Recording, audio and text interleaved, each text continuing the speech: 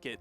So we'll see if this happens again as we get into the losers semifinals. Phazon Cody, Travis versus Stingray and Java, starting it off on the dome. We see the characters that we expected from the red team, and we're seeing a little bit of what we saw earlier from Cody and Phazon. Of course, the Phazon Hattori, and Cody is actually sticking with this Val. Yeah, this Val was the lower bracket swap from Cody Travis, an uncharacteristic swap. Again, everybody knows Cody for the Barasa. That's what he won the World Championship with, and yet here he is on the Val, and he's looking good as he hits the Ensig on the Stingray, the ground pound on the Stingray, and Cody Travis takes the first stock. Coming in on the dome, Cody was deep in that push-off column. Now putting some damage onto Java. Stingray going down that early, man. We were seeing some serious work from Stingray earlier today. The fact that he's going down this early in game one, maybe Phazon and Cody Travis just had to go down into the losers bracket, into the depths to truly level up as they almost take out Stingray off the top again. That was amazing from Cody Travis, not just because he was able to follow up off of Phazon, but because Phazon went for the double downlight. He gets the weapon toss, Stingray's onto his final stock, and suddenly there's 6 stocks to the 4 of the red team, except 3 of them are on Java. Nice side air from Stingray. He's turning around. Gonna go for the double as well. The double meant that Java fell out of it, so he stopped doing that damage to Java, continued to do it onto Phazon, and got the stock. Yeah, but the side air connects, and Stingray's there to cover Java. The numbers is there, but unfortunately, Java's gonna fall. Now it's 4 stocks left of the blue team versus the 3 of the red team. Stingray, though, you gotta give him credit. He got onto this final stock very early, but he's taken next to no damage since then. See 2 Gauntlet players going at it right now. All of a sudden, Stingray moves to the left side, and he might regret that decision as Phazon almost takes him off the top, and then Cody almost takes him off the top. Blue team opting to go for the team combo onto Java. In the meantime, Java does not find the kick, and Cody finds the side air. Stingray is out of there. It's all left to Java for game number 1. Looks like history will not be repeating itself. Java is very damaged. Even though he has 2 stocks to go through, I can't believe he didn't get caught by that first Ninja Star that Cody threw out, dude. He dodged it, right, and then got another one.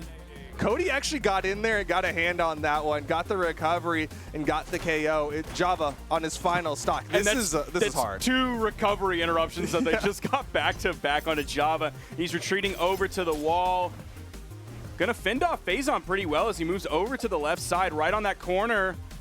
He's really going to use those soft platforms. He is glad that he's on Miami Dome right now to have those soft platforms, have those long walls. Yeah, this is a map where there's a lot of room, a lot of sky space where you can try to play around, and blue team going to do a good job. You see the way that they're trying to cover it, right? One staying low on the main platform and another going high onto the high. Oh! Off the side sig. Unfortunate he couldn't continue with the recovery, but blue team, they've just got everything covered. Now, once Java hits a blue team member into the air, we see him not going for the, nice, he turned around. He doesn't focus on going for the juggle opportunity to get the KO off the top because he knows the other blue team member is just going to chase him up there. And because he's so damaged, like a sword nair will knock him off if he aggressively chases into the air. So unfortunately for Java, like, he just has to take 1 hit at a time, go back to the ground to stay as far away from every blast zone as possible. Yeah, he really was trying to play that 1v2, but man, that was a tough one, and we're going into the next one. All things considered, though, Stingray put out more damage, 289 versus the 269 put out by Java. That's Stingray, man, being crazy. Even though he's taken out so early in the game, he's still putting out a decent number, at least for the amount of time that he was in the game. On the other side, Phazon putting out more damage than Cody Travis that time. Well, we do know Phazon has had those peaks, those times where he's able to put out a lot. And honestly, Cody Travis didn't really get a lot of opportunities to put out damage because he was too busy getting KOs. Yeah. He was getting some quick ones in the offstage, all on the gauntlets. 501 damage put out on the gauntlets. And we're going into game number 2, and suddenly Stingray is going back to the classic. Ooh, the vintage Stingray fans from the Winter Championship. How many years ago was it? Was it 2 years ago? I don't even remember. It's been so long. It's been so long at this point. This is the character that puts Stingray really on the map, on everybody's radar. His spear has been phenomenal today. I mean, that's really a common between a lot of his characters is that have spear. His spear is incredible. Yeah, he does have a fantastic spear. I mean, of course, he was using it with the Wushang as well, but the Lance is a great side weapon for Stingray as the team combos. Cody Travis, unfortunately, couldn't get the dodge read on the second side. Light and Java with the turnaround. Cody has to go to the outside, and he'll get the wall touch. It was still so nice for them to continue that on that one of those lateral 2v1 team combos, just pushing to the left each time. Foda absolutely loves those, and for good reason. Yeah, I love a single direction combo whenever possible, but Java gonna get caught by that weapon toss and a little bit of team damage. Red team split. Phazon and Cody Travis both in the middle of him. Nice dare. Oh, Stingray queued up the side air. Didn't quite get the perfect timing on it. That would have been beautiful. Catching kind of the bounce pass that came from Java. That would have led to the KO, but he didn't grab it. And he falls. We might see a full team wipe here as Cody almost took Java off the top, but they're going to trade 1 for 1. Yeah, Stingray able to find that hit onto Phazon. Cody Travis definitely hunting this KO onto Java. Goes down, hits a down air on Stingray, and Stingray's there just in case, but a nice side air from Phazon, and the blue team starts to build a lead. Stingray now sticking with that lance in his hand. He's waiting a long time before he commits with any attack. Gonna get stuck in at least 2 hits in that 2v1 combo. Just a real quick one. Nothing wrong with 2 quick ones. You know they're getting there on the perfect line. Yeah, those extra little taps get some damage built up. Oh, Cody Travis in the offstage. Java went for the ground pound. Cody tried to get a ground pound behind it. The interrupts. Stingray's lance is so nasty right now. Snap. He's found like 6 or 7 hits on a Phazon. Turns his eyes spear toss onto Cody. Gets the KO onto Cody. Turns around. Puts the damage onto Phazon. Gets the stock on Phazon with a little bit of help from his friends. And this is why we're seeing Stingray back on the vintage. He's been doing so well after swapping over to the lance. The red team is the team now with the lead as Phazon's the one on his final stock. Now, I love that Stingray, like, he's been playing the Wushang a lot today, with, of course, the spear, but the gauntlets, a drastically different weapon than the lance that Orion has. But he's still able to adapt so quickly. Phazon on the edge, finding the KO, sending Java down below, giving us basically an even game. The red team in the lead just a tad? Yeah, just the tiniest bit of lead, but... Oh, Java.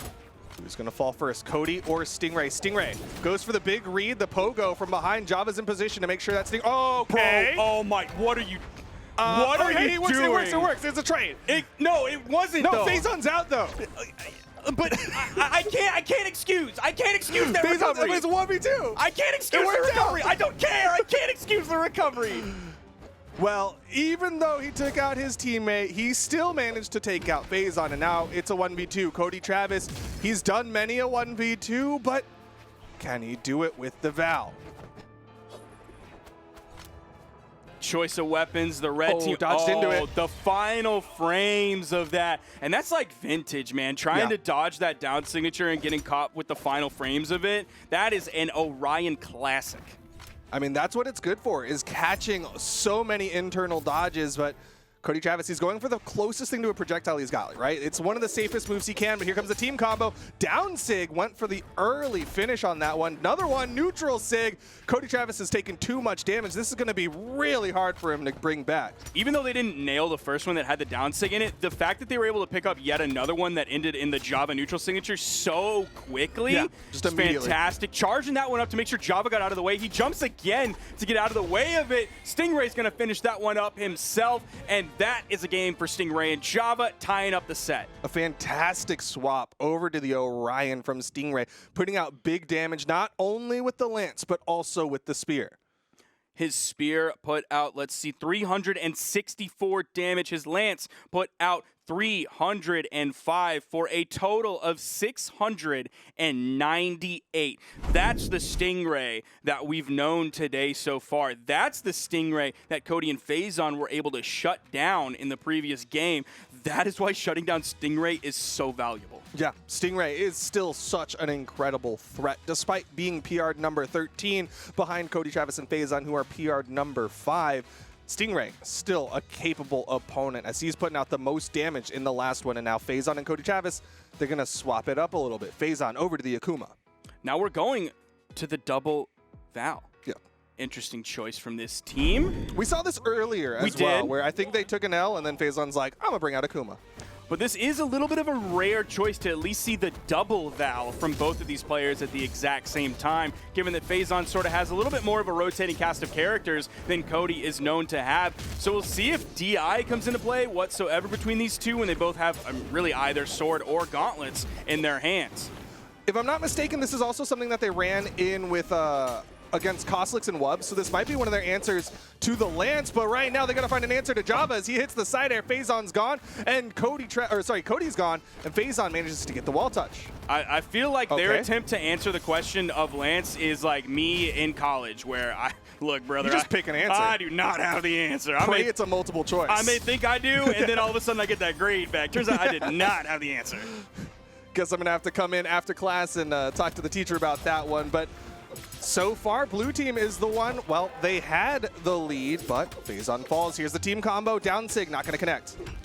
It seems like that is his one major Sig of choice to follow up off of those team combos. It seems like they don't really go for the really long extended one because there's usually another team member alive when they go for it. So it's just that little bit of extra oomph on the end by going for a signature choice instead of just a single light attack. Oh, Phazon. Nice.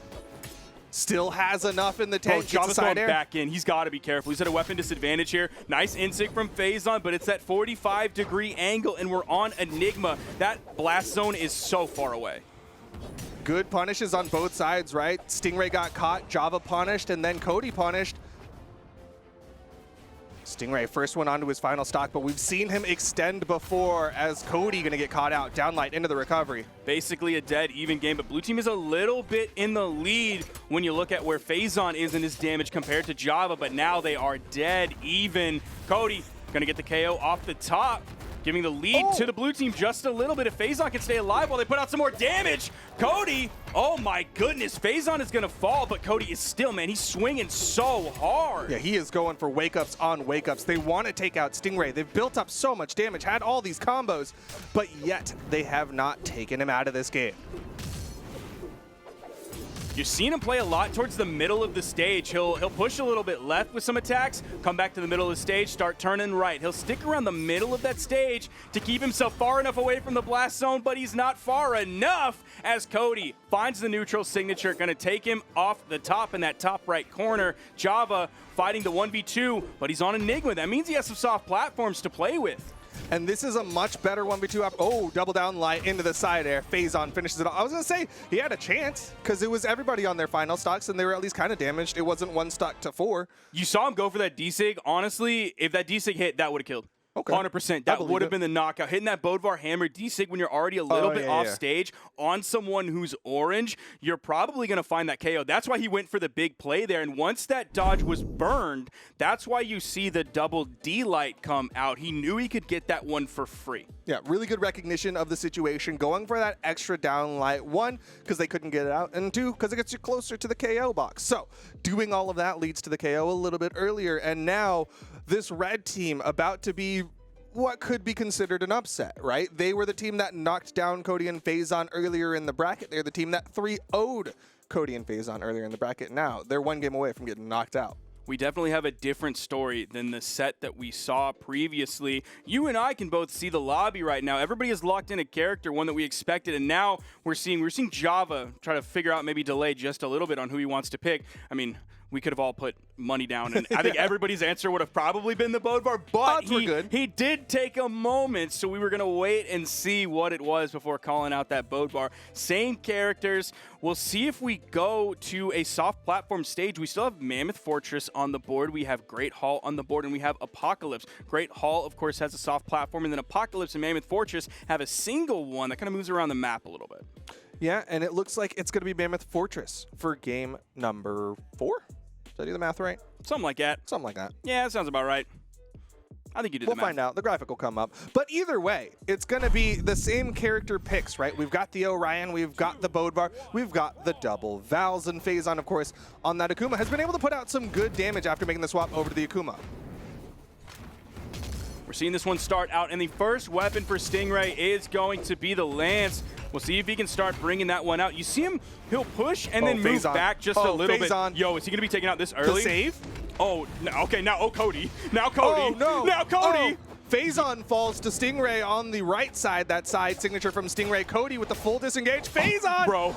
What? The turnarounds! They're still Java! going. What's going on? Who's gonna fall? Phazon's covering higher, hits the side air. Stingray's there for the escape pod, and he helps him out. Java's gonna live. Bro, Java needs to drink so much water and Gatorade after that. Hydrate. He was sweating for like 20 years. His sweat beats they were changing colors with him at that point, but the side air connects from Phazon. Side stick thrown out. All things considered, the stock count is currently even. But the damage is not. Phazon is a lot less damage than Stingray. It's 5 stocks to 4. Read him. 5 stocks to 3 as Stingray is taken off the top. Blue team with a nice lead, especially since they're up 2-1 in this set as we move into this game 4. So all they need is the victory here, which at this point, I'm not going to call it yet, ladies and gentlemen, because we know Stingray and Java can both go absolutely sicko mode, but the way Cody and Phazon are playing right now, they're ready to move past this one quickly, leave it at a 3-1, and go into the next set. Yeah, they're ready to get their spot on the podium. They've been there so often, but they still have to get through Stingray. Right now, eyes are definitely on Stingray as he is the most damaged on the final stop. Oh, you saw Java going for the D-Light Dare recovery, needed the big play there, but Cody actually came in with the recovery of his own and interrupted that one. Phazon just kind of moving Cody a little bit out of the way, saying, get out of here, I got it. Oh, and snap left side. Brother, he might actually 100% have it. Now Cody rotating in. Yeah, Stingray gets taken out at the top of the map. Java with 2 stocks left to the 4-3 of the blue team. Very similar situation to what happened in game number 1, but it's not Miami Dome this time, it's Mammoth Fortress. He will have a large sidewall to retreat to, giving himself some safety. That soft platform could move over to his side to give him a little bit of a stretch out to get on beyond the main part of the stage. And at least right now, he might be able to retreat to it at least a little bit, or so he thought. Jumping above it, he's going to eat like a double side air, one from Phazon, one from Cody.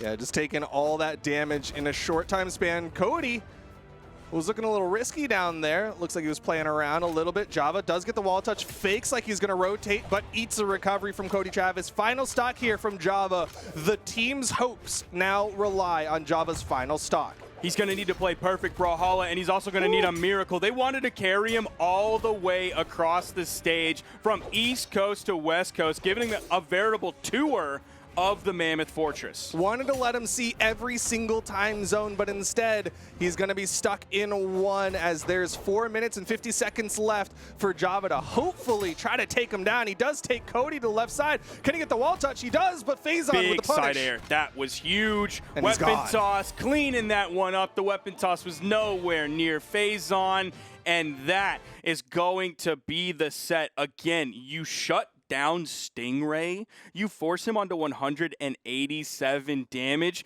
and that is the game for your team. Yep, Stingray unable to play in that one. Phazon and Cody Travis with the swap over to the double Val, the Val Akuma, and everything looks good. We've now got our final 3. Phazon and Cody Travis going to be joining Boomy and Snowy in the losers final. Hey.